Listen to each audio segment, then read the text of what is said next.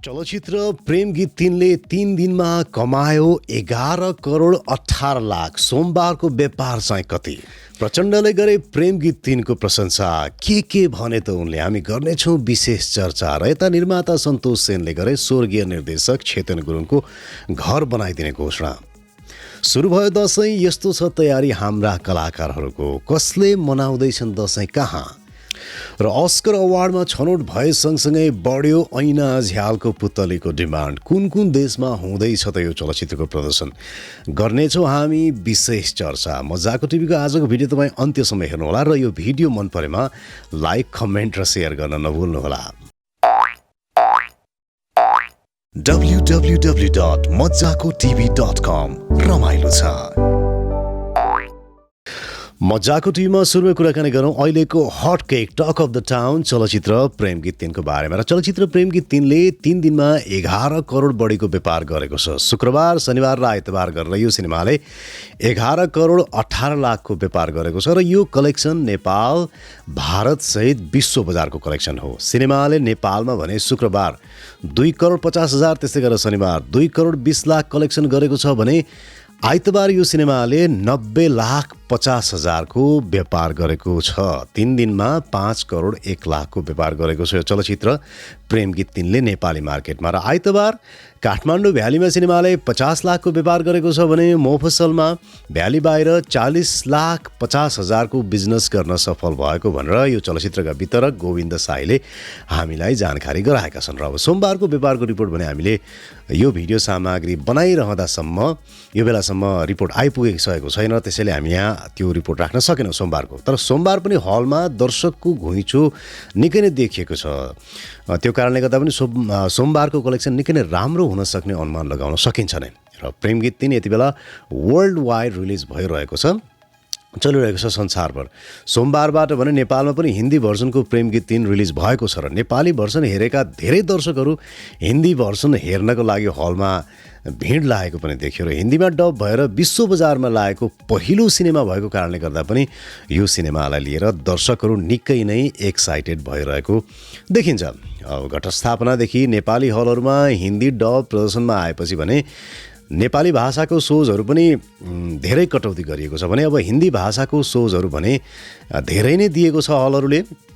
धेरैले हिन्दी भाषाको प्रेम गीतको डिमान्ड धेरै भएको कारणले गर्दाखेरि, धेरैले हिन्दीमा हेर्न चाहेको कारणले गर्दाखेरि हल व्यवसायीहरूले पनि सोच बढाएको भनेर भनिरहेका छन्। तर पनि अब इन्ट्रेस्ट, दर्शकहरूको इन्ट्रेस्ट भने नेपाली प्रेम गीत 3मा नै धेरै देखिएको छ। खासमा हिन्दी भर्जनको सिनेमा सामाजिक सञ्जालहरूमा पाइरेसी पनि भइरहेको छ, जसले गर्दा पनि हिन्दी भर्जनलाई नेपालमा निकै नै असर गर्न सक्ने देखिन्छ नै। र अब सिनेमा युनिटले भने यो सिनेमाको हिन्दी भर्जनलाई शुक्रबारबाटै प्रदर्शन गर्ने तयारी गरेको थियो। तर निर्माण कम्पनीको कर चुक्ताको प्रमाणपत्र पेश नभएपछि विकास बोर्डले फिल्मको सेन्सर सिफारिस रोक्यो, र जसले गर्दा फिल्म नेपालमा शुक्रबार रिलिज हुन सकेन। कर चुक्ताको प्रमाणपत्र पेश गरेपछि भने बोर्डले आइतबार सेन्सर सिफारिस गरिदियो अनि सिनेमा सोमबारबाट हिन्दी भर्जनमा पनि आएको छ नेपालका हलहरूमा। र चलचित्रको हिन्दी भर्जनको सेन्सरका लागि बोर्डले नचाहिँदो कानुनी बाधा र अडचन दिएको भनेर चाहिँ आरोप लगाइरहँदा यता चलचित्र विकास बोर्डले भने भुवन केसीको हस्ताक्षर सहितको एक विज्ञप्ति निकाल्दै आफूहरूले सिनेमाको सेन्सर सिफारिसमा कुनै पनि बाधा अडचन नगरेको भनेर स्पष्टीकरणका 6 बुँदाहरू पेश गरेको छ। र चलचित्र प्रेम गीत 3ले जसरी विश्व बजारमा आफ्नो उपस्थिति जनाएको छ त्यो कुरामा भने विकास बोर्डले प्रशंसा नै गरेको छ चलचित्र प्रेम गीत 3 को। र अब यता यो सिनेमालाई माओवादी केन्द्रका अध्यक्ष पुष्पकमल दाहालले पनि हेरेका छन् चलचित्र प्रेम गीत 3। उनले चितवनको इन्द्रदेव हलमा आइतबार साँझ यो चलचित्र प्रेम गीत 3 हेरेका हुन् र सिनेमा आफूलाई निकै मन परेको भनेर प्रचण्डले प्रतिक्रिया दिएका छन्। सिनेमाले नेपालको पर्यटन प्रवर्धनमा योगदान दिने कुरामा दुईमत नभएको भनेर उनले बताएका छन्।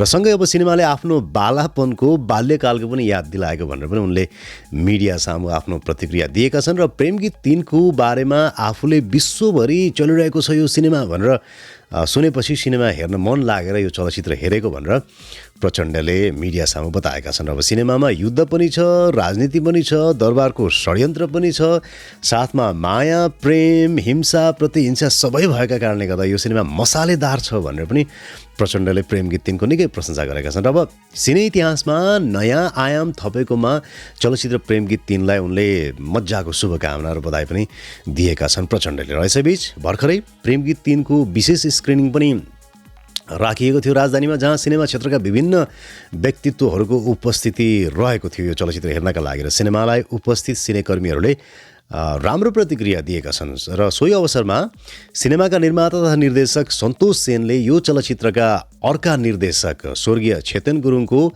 घर बनाइदिने भनेर घोषणा पनि गरेका छन्। र चलचित्रका निर्माता तथा निर्देशक सन्तोष सेनले चलचित्रले पैसा कमाए पनि नकमाए पनि लेखक तथा निर्देशक स्वर्गीय छेतेन गुरुङको एक तले घरको अर्को तला आफूले थपिदिने भनेर बताएका छन्।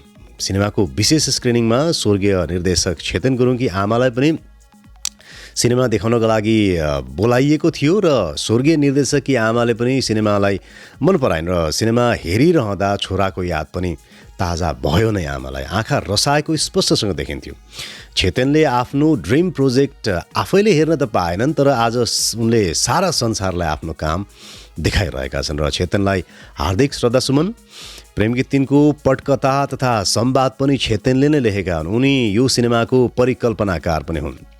छेतेनकै आइडियामा बनेको हो यो सिनेमा, खासमा उनकै आइडिया थियो यो। र आज सिनेमा विश्वभर चलिरहेको छ, दर्शकहरूले मन पराइरहेका छन्। र स्वर्गीय निर्देशक छेतेन गुरुङको आत्माले शान्ति पाओस्। र यता जसरी निर्माता सन्तोष सेनले अर्का आफ्ना सहकर्मी नरहँदा पनि उनको मृत्यु भइसके पछाडि पनि उनको सपना साकार पार्ने भनेर सबैको सामु बताए, घर बनाइदिने भनेर जसरी उनले सबैको सामु बताएका छन्, त्यसबाट पनि थाहा हुन्छ कि सन्तोष सेन लप्पन छप्पन गर्ने पैसैको लागि मात्र सिनेमा बनाउने मान्छे होइनन् भनेर।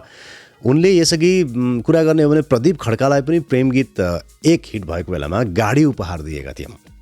सन्तोष सेनको यो बडप्पनको हामीले सेल्युट गर्नै पर्ने हुन्छ। र दर्शकवृन्द, प्रेम गीत 3 चलचित्रलाई धेरैले मन पराएका छन्, कतिले भने सिनेमा खास लागेन भनेर पनि प्रतिक्रिया दिएका छन्। र वास्तवमा लो बजेटमा बनेको सिनेमा 3-4 करोडमा बनेको यो सिनेमालाई 200 करोड 300 करोडमा बनेको एकदमै खतरा भिएफएक्स गरेको बाहुबली जस्तो चलचित्रसँग कम्पेरिजन गर्दा भने सिनेमा कम लाग्नु स्वाभाविक नै हो। तर थोरै बजेटमा पनि यो किसिमको सिनेमा बन्नु भनेको आफैमा एउटा ठुलो कुरो हो। र सिनेमामा देखाइएका दृश्यहरू जुन छन् यो रियल सिन हुन्, कुनै भिएफएक्स गरिएको होइन भनेको सुन्दा धेरै भारतीय सिनेकर्मी र पत्रकारहरू छक्क परेका छन्। साँच्चै हो। र आज विश्वभरि नै नेपालको मनोरम दृश्यहरूको चर्चा परिचर्चा भएको छ। सिनेमाले आन्तरिक पर्यटन मात्र होइन कि बाह्य पर्यटकहरूलाई पनि देश भित्राउनका लागि निकै नै ठुलो भूमिका खेल्ने देखिन्छ। र नेपाल सरकारले करोडौँ खर्च गरेर गर्न नसक्ने पब्लिसिटी यो सिनेमाले प्रेम गीत 3 ले गरिरहेको छ विश्वभरि। अब पक्कै पनि धेरै मेकरहरू नेपालमा सिनेमा खिच्न आउने नै छन्। नेपालका हिमालहरू, नेपालको सुन्दरता स्विजरल्यान्डको भन्दा कम छैन, सस्तो मूल्यमा एकदमै महँगो आउटपुट दिन सक्ने छ नेपालले भनेर पनि धेरै मेकरहरूको ध्यान खिचेको छ नेपालले यो चलचित्र पश्चात। र त्यसको श्रेय यो सिनेमालाई प्रेम गीत 3 लाई जान्छ नै। र साँच्चै भन्नुपर्दा सिनेमामा नेपालको सिनारियोहरू गजब नै लाग्छ। तपाईँले चलचित्र हेर्नु भएको छ भने पक्कै पनि तपाईँले यो महसुस गर्नु नै भएको होला। र तपाईँलाई चाहिँ यो सिनेमा कस्तो लाग्यो कमेन्ट बक्समा तपाईँले आफ्नो प्रतिक्रियाहरू मजाले राख्न सक्नुहुनेछ। र दर्शकवृन्द, दसैँको माहौल छ। हिजोबाट दसैँ पनि सुरु भइसकेको छ। तपाईँलाई चाहिँ दसैँ कतिको लागिरहेको छ? कहाँ हुनुहुन्छ तपाईँ? संसारको कुन कुनामा हुनुहुन्छ? कहाँबाट हामीलाई हेर्दै हुनुहुन्छ? अनि यसपालिको दसैँ तपाईँ कसरी मनाउँदै हुनुहुन्छ? दसैँको सपिङ के कति भयो कि अझै पनि बाँकी नै छ? तपाईँकोतिर कस्तो छ दसैँको रौनक? माहौल कस्तो छ? तपाईँ चाहिँ अब कसरी दसैँ मनाउने तयारी गर्दै हुनुहुन्छ? कमेन्ट बक्समा तपाईँ लेख्नुहोला। पढौँ न हामी पनि कस्तो छ तपाईँकोतिरको माहौल, होइन त? र अब दसैँलाई हामी नेपालीहरूले आफ्नै किसिमले आफ्नै तरिकाले मनाउँदै आइरहेका छौँ। सर्वसाधारणदेखि लिएर सेलिब्रिटीहरू सबै दसैँलाई लिएर निकै नै उत्साहित हुने गरेको देखिन्छ बडा दसैँमा। र नायिका रेखा थापालाई भने यसपालि निकै नै दौडधुप छ। चुनावको तयारी पनि गर्नु परेको कारणले गर्दाखेरि उनले यसपालिको दशैँलाई घर दैलो अभियानको रूपमा लिएकी छिन् र उनी मोरङ आफ्नो घरमा टिका लगाएर मोरङमै चुनाव प्रचार प्रसार अभियानमा सहभागी हुने बताउँछिन्। जनतासँग दशैँ मनाउन घर घर पुग्ने भएको कारणले गर्दा पनि यसपालिको दशैँ नायिका रेखा थापाको लागि विशेष रहेको भनेर उनले बताएकी छिन्। रेखा थापा मोरङ क्षेत्र नम्बर 3बाट यसपालि राप्रपाबाट प्रतिनिधि सभाको उम्मेदवारका लागि चुनाव लड्दैछन्। रेखा थापालाई मजाको शुभकामना हाम्रो तर्फबाट। र निर्देशक तथा सञ्चारकर्मी दिनेश ढिसीले भने यसपालि काठमाडौँमै दशैँ मनाउँदैछन्। अष्टमीको दिन उनका पिताको निधन भएको 1 वर्षको वार्षिकीको संस्कार सकेपछि मात्र उनको दशैँ सुरु हुनेछ यसपालि। यसपटक दशैँको टिका लगाउँदा घरमा पितालाई खुबै मिस हुने भनेर उनी दुःख पनि मान्छन्। तर यसपालि विवाह गरेकी उनकी छोरी र ज्वाइँ दशैँ मनाउन पहिलो पटक अस्ट्रेलियाबाट नेपाल आउँदैछन्। त्यही भएर पनि यसपालिको दशैँ विशेष हुनेछ दिनेश ढिसीको लागि। दशैँ लगत्तै दिनेश ढिसीले छोरी ज्वाइँको रिसेप्सन पार्टी पनि राख्न लागेको भनेर पनि मजाको टिभीलाई जानकारी दिएका छन्। अब यता दिनेश ढिसीका चेला कलाकार दीपक राजगिरीको बारेमा पनि हामी थोरै कुराकानी गरौँ। कलाकार दीपक राजगिरी भने यसपालिको दशैँ घरमै आराम गरेर मनाउने बताउँछन् र भर्खरै मात्र डेङ्गु सङ्क्रमित भएका कारण उनले यसपालि त्यस्तो विशेष प्लानिङ केही पनि नभएको भनेर सुनाउँछन् र उनको दशैँपछि फेरि पनि सिनेमा छक्का पञ्जा 4को बाँकी सुटिङ सक्नुपर्ने भएको कारणले गर्दा पनि दशैँको बेला घरमै बसेर सिनेमाको सुटिङको लागि तयारी गर्ने योजना बनाएका छन् दीपक राजगिरीले। र ओटिटी प्लेटफर्महरूमा केही सिनेमाहरू पाएसम्म भेटाएसम्म नयाँ सिनेमाहरू हेर्ने योजनामा छन् उनी। अब दिपाश्री निरौलाको कुराकानी गरौँ। दिपाश्री निरौला भने दशैँमा सदा चाहिँ यसपालि पनि विराटनगर उनको घरमा हुनेछन्। बुवाको हातबाट टिका र आशीर्वाद थाप्ने उनको तयारी छ विराटनगरमा। र साथसाथै विराटनगरमा हुने दशैँ उत्सवमा पनि सहभागी हुँदैछिन् दिपाश्री निरौला। दिपाको मामा यसै साल बितेको कारणले गर्दा मामा घरमा भने यसपालि दशैँ शून्य हुनेछ दिपाश्री निरौलाको लागि। दशैँ भन्ने बित्तिकै दिपाको लागि पुराना साथीभाइहरूसँगको भेटघाट एउटा सुनौलो अवसरको रूपमा उनी लिन्छन् दशैँ यो महान फेस्टिभललाई। हास्य कलाकार मनोज गजुरेल भने यसपालिको दशैँका बेला राजधानीमै हुनेछन्। दशैँको छेकोमा जन्मथलो ताप्लेजुङ र झापामा कार्यक्रम सकेर उनी काठमाडौँ फर्कने बताउँछन् र आमाको हातबाट टिका जमरा र आशीर्वाद थाप्ने उनको योजना छ। घर परिवारसँगै बसेर रमाइलो गरेर दशैँ मनाउने योजनामा छन् मनोज गजुरेल। हास्य कलाकार मनोज गजुरेलको यो प्लानिङ पछाडि अब बाबु बोगटीको कुराकानी गरौँ।